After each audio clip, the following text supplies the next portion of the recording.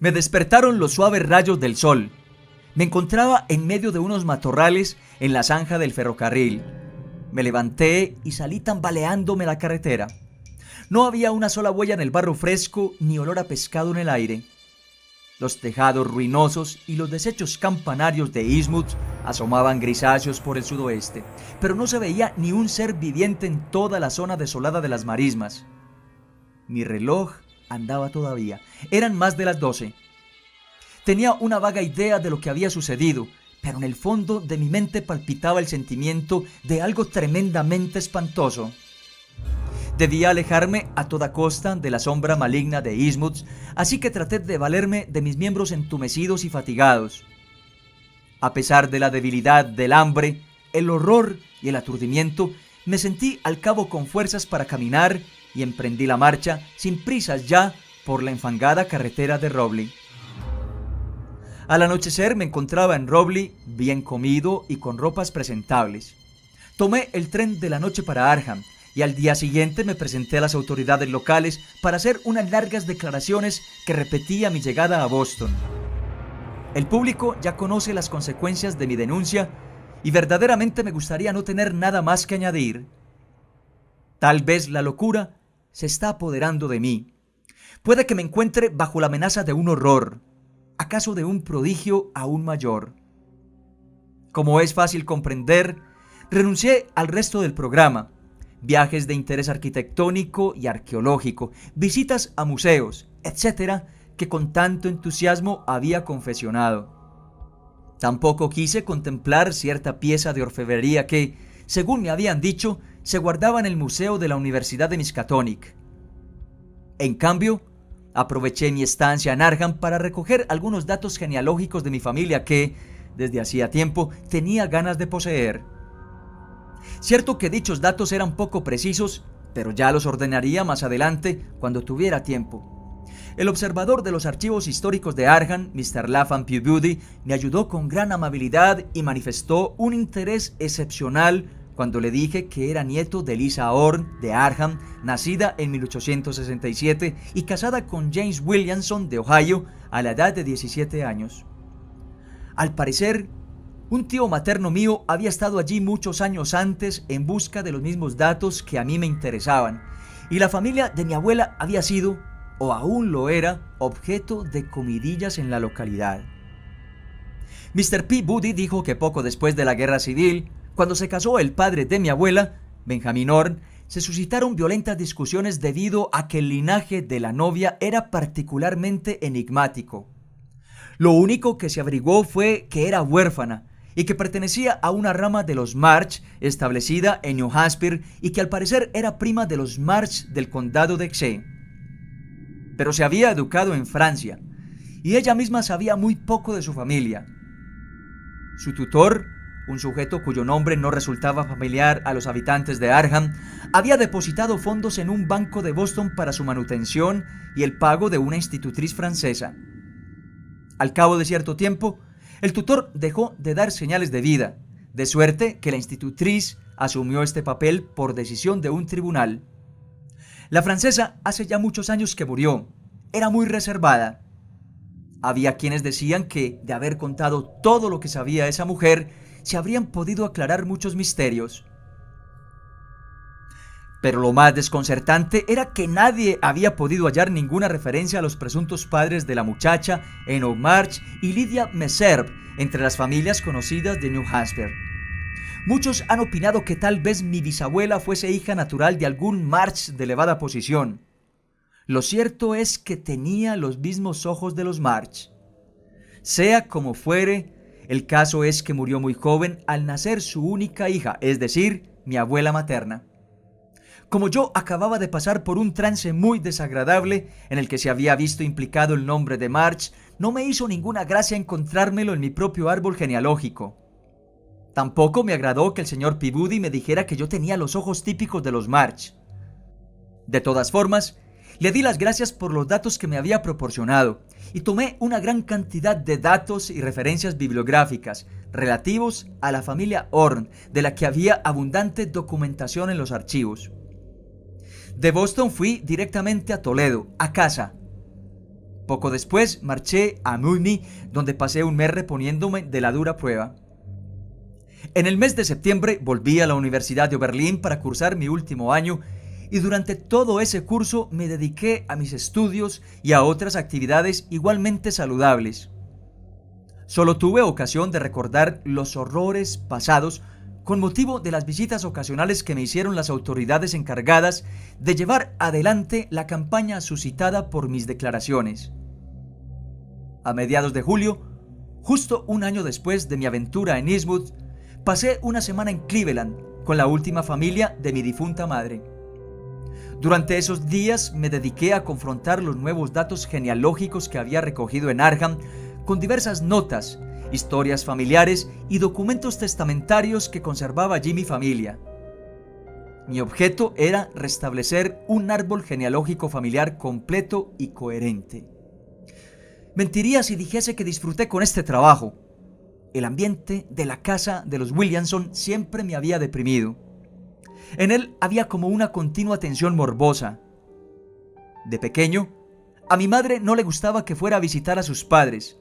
En cambio, cuando su padre venía a Toledo, ella lo trataba con mucho cariño. Mi abuela materna era de Arkham y siempre me inspiró un sentimiento extraño, casi de terror. Cuando murió, creo que no lo sentí en absoluto. Tenía yo entonces 8 años.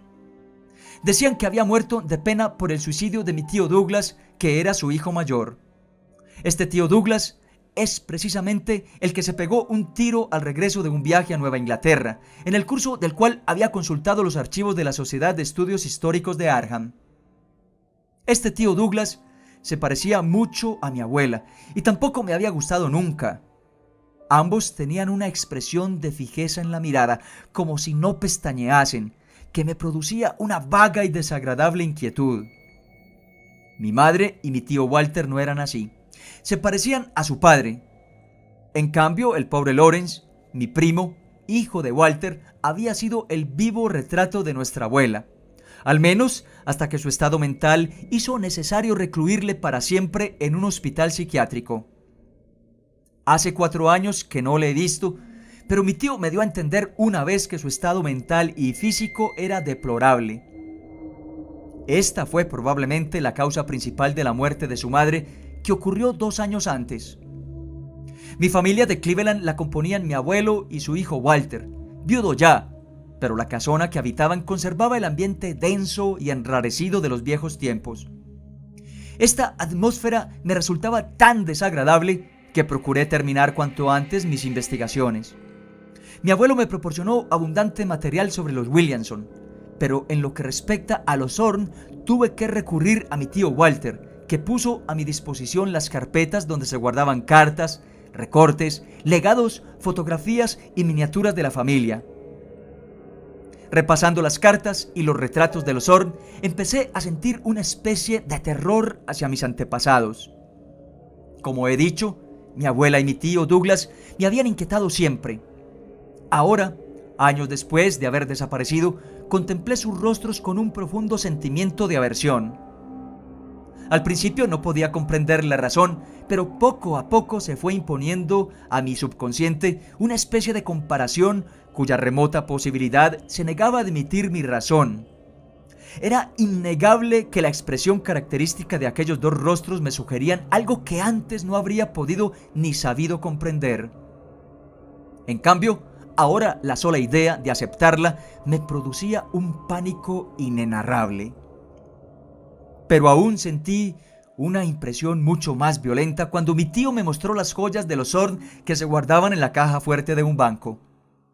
Algunas de ellas eran exquisitas, realmente primorosas, pero había un estuche con extrañas piezas de orfebrería que habían pertenecido a mi misteriosa bisabuela.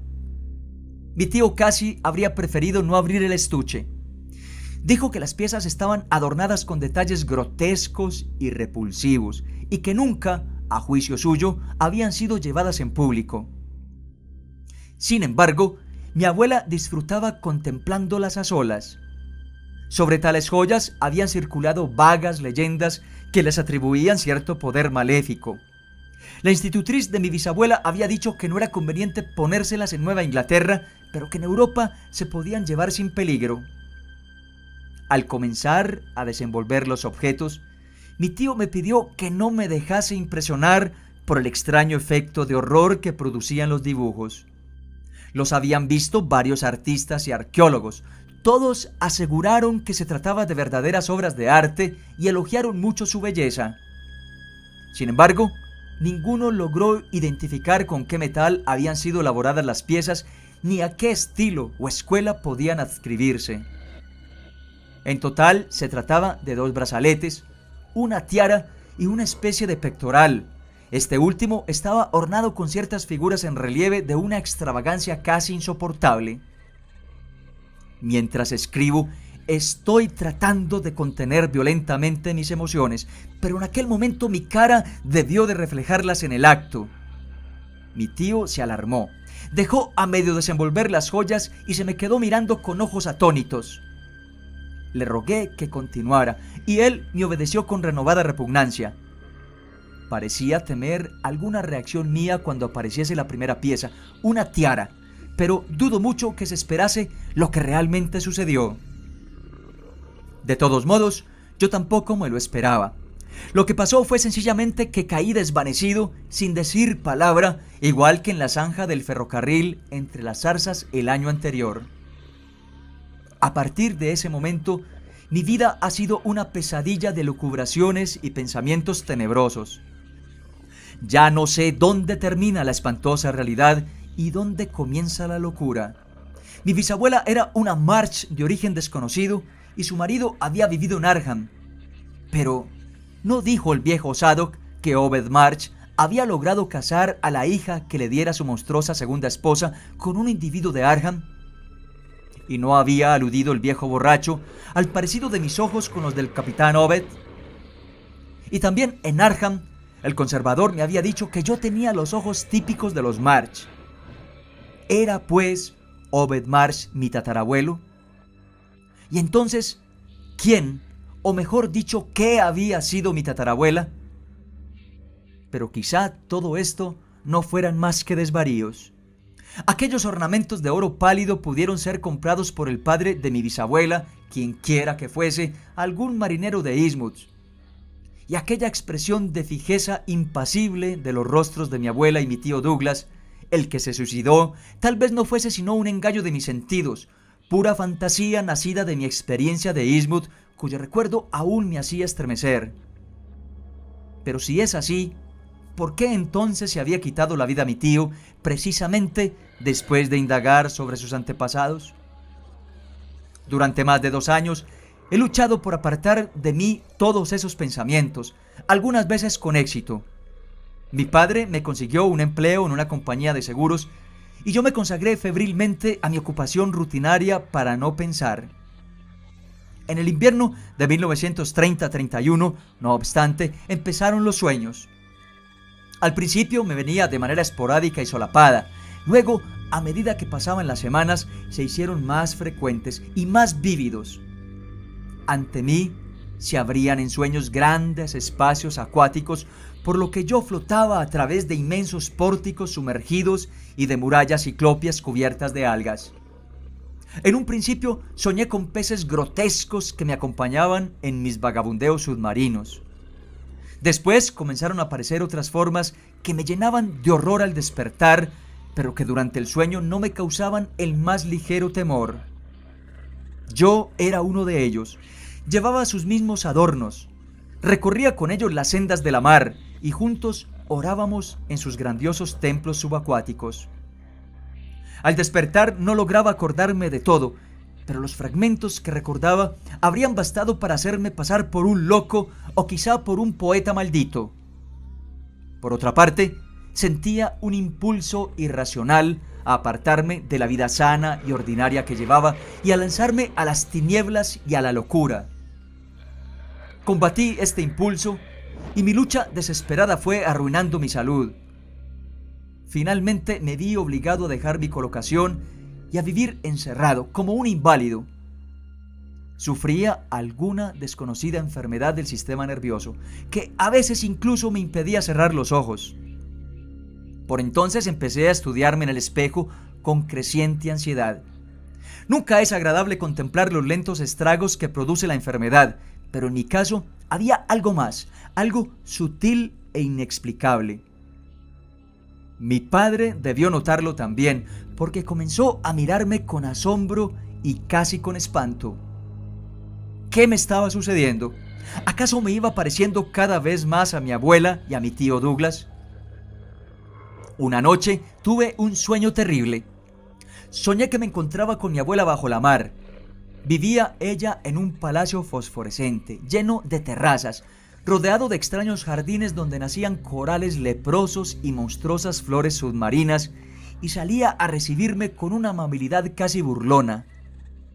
Me dijo que había sufrido una gran metamorfosis y que había regresado a las aguas, que ella no había muerto, sino que había huido a un reino maravilloso que su hijo Douglas había llegado a sospechar, pero cuyos prodigios, destinados también a él, había despreciado al suicidarse. Este reino también me estaba destinado a mí. No podría sustraerme a mi destino. Sería inmortal y viviría para siempre con aquellos que ya existían cuando el hombre aún no había aparecido sobre la faz de la tierra. También encontré a la misteriosa abuela de mi abuela. Durante 8000 años, tía Lee, tal era su nombre, había vivido en Haley, donde había regresado después de la muerte de su esposo Obed March. Haley no había sido destruida cuando los hombres de la tierra habían arrojado explosivos a la mar. La habían dañado, pero no destruido. Los profundos no pueden ser exterminados jamás, aun cuando a veces la magia arcaica de los primordiales, hoy olvidada, consiga reducirlos a la impotencia. Ahora descansan, pero algún día, cuando despierten plenamente, se levantarán de nuevo para exigir el tributo que el gran Cthulhu anhela. Ese día atacarán una ciudad más grande que Innsmouth. Su intención es extenderse por toda la superficie del globo, y para ello cuentan con algo terrible que les ayudará en la lucha. Pero el día aún no había llegado. Yo tenía que cumplir una penitencia por haber provocado la muerte de muchos de sus compañeros de tierra firme, pero el castigo no sería duro. Este fue el sueño en que vi por vez primera a un Shoggoth. Al verlo, di un grito espantoso y me desperté. Esa misma mañana comprobé ante el espejo que mi rostro tenía, de manera inconfundible, la pinta de Innsmouth. Por ahora no me he pegado un tiro como mi tío Douglas. He comprado una pistola y a punto he estado de acabar con mi vida, pero tuve un sueño que me disuadió. Mi horror y mi ansiedad se han ido relajando, y en ocasiones me siento extrañamente atraído por las desconocidas profundidades de la mar. Ya no temo a las regiones submarinas. Cuando estoy dormido oigo y hago cosas más bien raras, y me despierto exaltado, gozoso, sin la menor sombra de temor. Creo que no debo esperar, como los demás, a que me venga la metamorfosis. Si lo hiciera, probablemente mi padre me encerraría en un sanatorio como encerraron a mi pobre primo Lawrence. Un futuro prodigioso me aguarda en los abismos y no tardará. Lie, Cthulhu Tank Ia. No me pegaré un tiro, yo no estoy destinado al suicidio. Urdiré un plan para que pueda escapar mi primo del manicomio y correremos juntos hacia la mágica ciudad de Innsmouth. Nadaremos hasta el arrecife, nos sumergiremos en los negros abismos hasta la Ciclopia y Alei, la de las 1000 columnas. Y allí, en compañía de los profundos, viviremos por siempre en un mundo de maravilla y de gloria.